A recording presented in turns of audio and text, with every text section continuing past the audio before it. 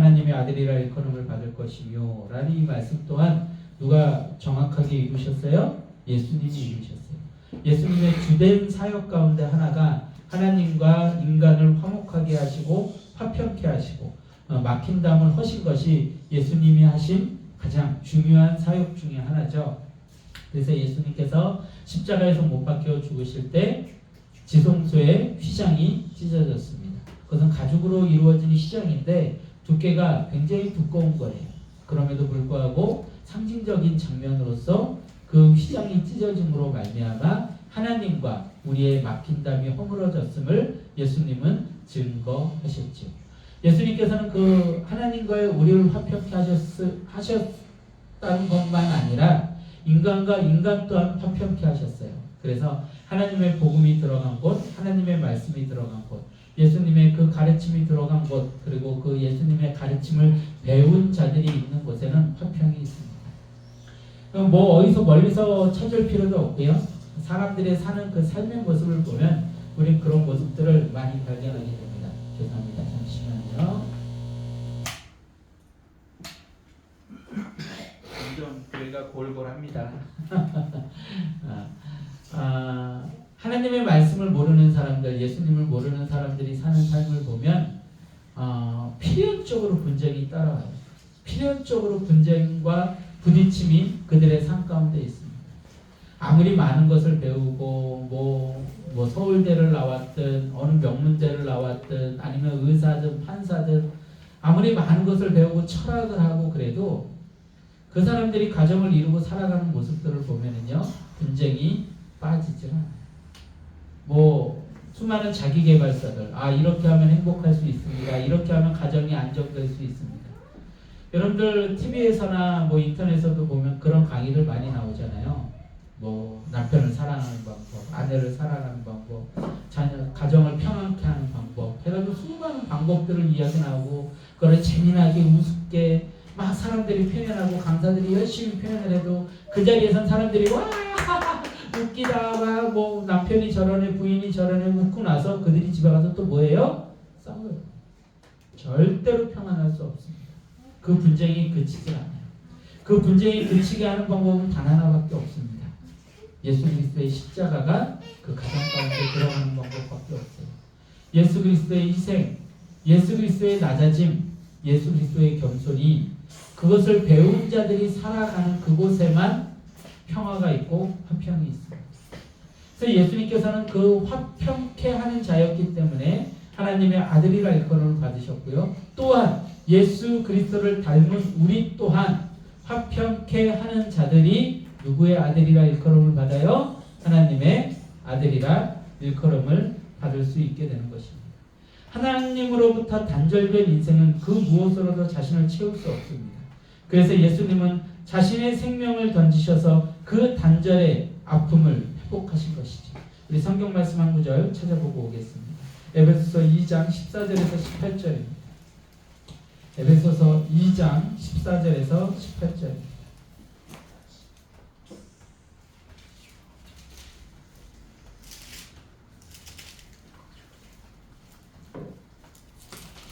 에베소서 2장 14절에서 18절입니다.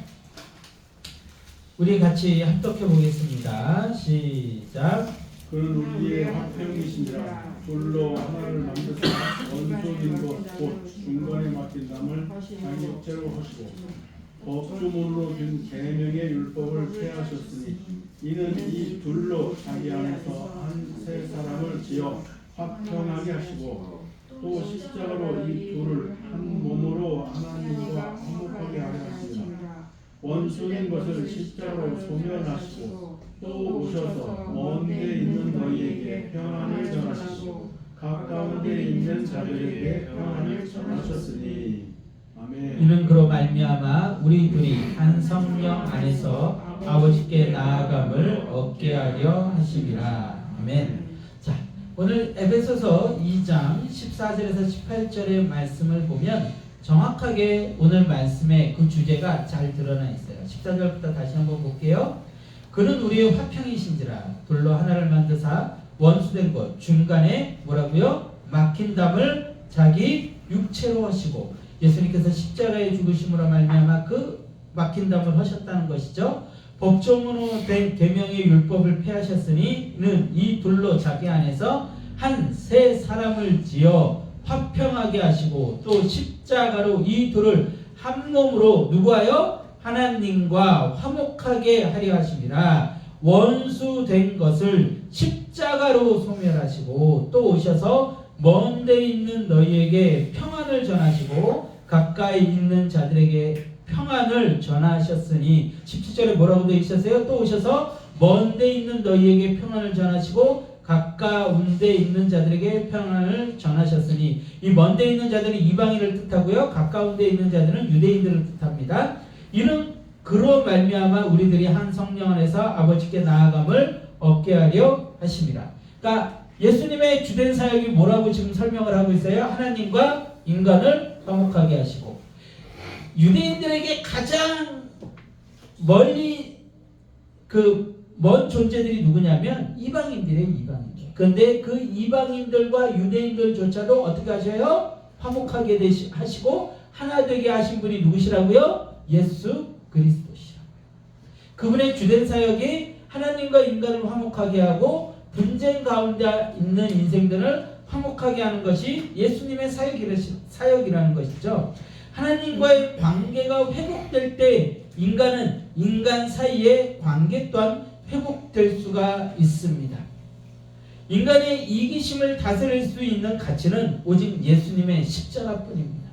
인간은 기본적으로 이기적이에요. 자기중심적입니다. 그 장면은 여러분들 그 창세기의 그 장면에서 너무나도 잘 살펴볼 수 있죠. 하나님께서 아담에게 물어보시죠. 아담아 네가 왜 선악과를 따먹었느냐 그랬더니 아담이 뭐라고 해요? 제 잘못입니다. 제가 따먹었습니다. 저 때문에 하와가 저렇게 됐으니 하와를 용서해 주십시오. 그런 얘기 안 하죠. 뭐라고 해요? 하와 때문에.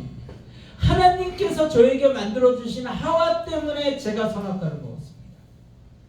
그게 죄가 들어간 인간들의 기본적인 모습이에요. 아주 이기적이죠. 이 이기심에서 그 누구도 예외가 될 수 없어요. 오랫동안 자신을 갈고 닦은 어떤 선구자도 이 이기심에서 예외가 될 수가 없습니다. 오직 그 이기심을 굴복시키고 그 이기심을 이길 수 있는 힘은 십자가뿐이 없어요. 자신의 목숨을 내어주셔서 십자가에서 죽으신 예수님을 보고 배우고 예수님을 경외하지 않고서는 그 이기심을 다스릴 방법이 전혀 없습니다. 누구도요? 여기 있는 목사도 마찬가지예요. 이기적이에요. 가만히 하루를 살아왔던 그 모습들을 가만히 보면 얼마나 이기적인 선택과 이기적인 이야기들을 많이 했는지 몰라요. 그를 예수님의 십자가에 비춰서 회개하고 다시 나를 재생산하고 다시 시작하지 않는 이상은 그 이기심에서 벗어날 방법이 없습니다. 오늘 7번째 복, 화평하게 하는 자는 복이 있나니 그가 하나님의 아들이라 일컬음을 받을 것이라는 그 화평을 적극적으로 이루어갈 것을 오늘 성경은 선포하고 있습니다. 우리 안에 있는 성령의 역사가 그것을 이루신다는 것이죠. 하나님의 자녀들이 있는 곳에서는 화평이 꼭 피어야 됩니다. 하나님의 사랑과 예수님의 희생을 소개해서 하나님과 화목하게 해야 하고 예수님의 십자가를 심어야 합니다. 그리고 사람과 사람 사이의 평안을 이루어야 합니다. 오늘 성경은 그러한 자들에게 하나님의 아들이라 일컬음을 받게 된다고 선언하고 있습니다. 아들의 이름으로 불리워진다는 것, 그것은 존재의 변화를 뜻하고 있습니다. 우리가 과거에는 이기적인 존재였을지 모르지만 우리가 하나님의 아들이라 일컬음을 받는다는 것은 우리의 존재의 변화에 이름이 가진다는, 성경에서 선포하는 그 이름이 가지는 의미는 그런 것이 있습니다. 과거에는 우리가 각자의 이름을 가지고 살아갔을지 몰라요. 하지만 이제는 누구의 이름을 가지고 살아가요? 하나님 아버지의 이름을 가지고 우리는 살아가야 돼요. 그분의 자녀로서 살아가는 거예요. 우리의 형상을 통해서, 우리의 모습을 통해서, 우리의 언어를 통해서, 우리의 삶의 모습을 통해서 사람들은 누구를 봅니까? 하나님을 보게 되는 거예요. 예수님을 만나게 되는 거예요. 그렇기 때문에 우리가 있는 그곳에서 화평이 있어야 됩니다. 그래야 우리가 하나님의 아들임이 증거되어지는 거예요. 여전히 어디 가서나 분쟁을 일으키고 여전히 어디 가서나 싸우고 사람들에게 아픔을 주고 상처를 주고 이기적으로 대하면서 내가 하나님의 아들이다? 전혀 그럴 수 없습니다. 예수님이 일생을 다하셔서 그 모든 삶을 다하셔서 증거하셨던 삶이 그거였어요. 여러분들, 예수님께서 성경에서 가장 싫어하는 모습 중에서 하나가 분쟁을 일으키는 것입니다. 그래서 로마서에 보면 그 인간의 죄성에 대해서 많이 이렇게 등장을 하고 있는데 다 살펴볼 수 없지만 그 중에서 하나가 뭐냐면 당짓는 거예요. 굉장히 싫어하십니다. 근데 사람들이 모이면 제일 잘하는 게 뭐예요? 당짓는 거죠. 서로 모여서 자기 편을 만듭니다. 아, 너는 내 편, 쟤는 내 편 아니야. 그러면 그 아이가 하는, 그 사람이 하는 어떤 행동이나 어떤 말이나 그런 것들은 다 부정되어져. 그리고 내 편이 하는 것들은 다 옳습니다. 다 이해되어져. 그리고 분쟁하게 되고 밀어내게 되죠. 요즘 아이들을 보면 그런 모습들이 너무나도 많죠. 그래서 아이들을 왕따시키고 사람들을 그 어린 나이의 아이들이 이미 편을 가릅니다. 우리 하성이가 지금 7살을 올라가는데 죄송합니다. 한 번만 더 껐다 할게요.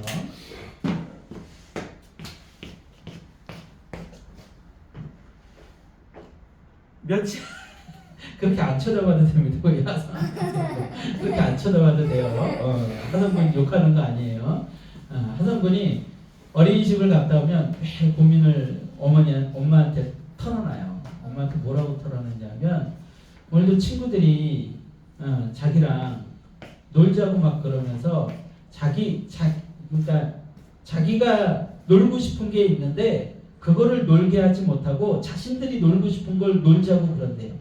그렇게 너무 자기한테 강요를 해서 자기는 그게 너무 힘들대요. 근데 자기는 그 친구들이 해달라는 걸 다 해준대요. 근데 그 친구들은 자신들이 해달라는 거를 그 하성이가 해달라는 걸 잘 안 해준대요. 그래서 어린이집 가는 게 너무 힘들대요. 그 얘기를 한 번이 아니라 수십 번을 그게 너무 힘들고 고민이라고 이야기를 해요. 그러면서도 친구들이 자기에게 놀자 그러면 자기는 가서 놀아준대요. 그래서 제가 이 아이의 그 기질이나 성향을 좀 알기 때문에 왜 그러는지 알아요. 다른 아이들이 불편해하고 다른 아이들이 힘들어하는 걸 보기보다는 자신이 손해보고 만다는 마음이 있는 거예요. 제 아들이죠. 제 아들. 근데 이 마음을 전 누구보다도 잘 알거든요. 그래서 하성이의 아픔을 누구보다도 잘 알아요. 근데 이 아이가 살아갈 세상이 그런 세상인 거예요. 6살짜리 아이들, 7살짜리 아이들, 5살짜리 아이들이요. 이미 자신의 기준으로 자신과 어울릴 아이들을 선택하고요. 자신과 어울리기를 요구하고요. 자신과 어울리기를 강요합니다. 이게 어디까지 가요? 죽을 때까지 가요. 죽을 때까지. 나이를 먹어가면서 인격이 성숙하면 거기서 좀 벗어날 수 있을까요? 그렇지 못해요. 나이를 먹어가면서 인격이 성숙하면 성숙할수록 더 그렇게 됩니다. 할아버지 할머니들의 이렇게 어울리고 계신 모습들 보면 여러분들 경로당에 그 진입하기가 쉽지가 않대요. 경로당 진입 장벽이 꽤 높답니다. 그래가지고 다른 곳에서 이사 오신 분이 다시 그 경로당 그 무리에 들어가기가 만만치가 않대요. 이미 무리가 지어져가지고 들어오면 경계의 눈치를 보내주는 거예요. 자신의 영역들이 뺏길까 봐. 그 할아버지 할머니들이 누리면 뭘 얼마나 누린다고. 나이 어리면 못 들어오고 뭐 하면 못 들어오고 벌써 그 나이 연세쯤 됐으면 볼 걸 못 볼 걸 다 보면서 살아왔을 텐데 조금 자신보다 부족하면 편가르고 나누고 밀어내고 그런 모습들이요. 어린 나이 때부터 나이 많은 연배 있으신 분들까지 다 있다는 거죠. 그게 인간 안에 기본적으로 있는 모습이죠. 그래서 여러분들 인류 역사를 보면 단 한 번도 전쟁이 멈춘 적이 있을까요? 여러분들 지금처럼 수많은 책들이 쏟아져 나오고 철학들을 이야기하고 할 때 여러분들 그런 것들이 이야기된다고 전쟁이 멈추나요? 철학이 가장 발달했던 시기가 언제였을까요? 철학이 가장 발달했을 때 그리스 로마 시대죠. 뭐 아리스토텔레스니 소크라테스니 뭐 플라톤이니 그런 수많은 철학가들이 나와서 인간들에게 이야기를 합니다. 당신들 이렇게 살고 이렇게 사는 것이 삶입니다 라고 이야기를 했지만 그 당시에 그리스는 가장 많은 전쟁을 치르던 나라였어요. 페르시아와 전쟁을 치렀고 그 헬라족이 전 세계를 지배하기 위해서 그 알렉산더 대제가 전 세계를 휩쓸고 다니던 게 그리스 로마 시대입니다. 그리고 여러분들 중국 하면은 제일 떠오르는 철학자가 누구예요? 공자, 맹자, 순자 뭐 이런 사람들이죠. 근데 그 공자, 맹자, 순자가 얘기했던 그 제자백과가 뭘 이야기를 하고 있냐면 나라는 이렇게 다스려야 된다. 뭐 부모와 자식은 이래야 된다. 뭐 친구끼리는 이래야 된다. 뭐 이렇게 양보해야 되고 뭐 중용이 어쩌고 저쩌고. 여러분 근데 그 제자백과가 가장 활발하게 사람들에게 전파되었던 때가 언제인지 아십니까? 언제예요? 모르세요? 춘추전국 시대, 춘추전국 시대. 여러분들이 아는 그 삼국지, 뭐 유비가 뭐 싸우고 제갈공명이 어쩌고 저쩌고 하는 그 시대에 사람들이 그 제자백과를 가지고 자기들을 정당화시킨 거예요. 나라를 이렇게 다스려야 돼. 그러니까 너희 나라를 망가뜨리고 너희 나라를 지배해서 정복해서 우리가 완전한 나라를 만들어서 이런 나라를 완성할 거야. 그러고선 전쟁들 하고 왔잖아요. 이런 모순이 어디 있습니까? 가장 사람들은 그때 뭐 성선설이니 성악설이니 막 이야기를 하면서 그 철학을 가지고 다른 사람들에게 강요하고 다른 사람들을 짓밟는데 제자백과의 그 가르침들을 사용을 했다는 것이죠. 그게 이것이 얼마나 모순이에요. 지금은 다릅니까? 수많은 나라에서 제일 많이 이야기하는 게 뭐예요? 평화와 자유죠. 유엔이라는 기구가 만들어지고요. 평화와 자유를 이야기합니다. 근데 전쟁이 멈춘 적이 있나요? 러시아와 우크라이나가 전쟁을 하고 이스라엘과 팔레스타인이 전쟁을 하고 수많은 나라들이 전쟁의 위기 가운데 놓여 있습니다. 아무리 사람들이 입으로 평화와 자유를 이야기하고 사람들은 이렇게 살아야 됩니다 라고 정당성을 이야기하지만 그 평화는 단 한 번도 유입된 적이 없어요. 누가 있기 때문에?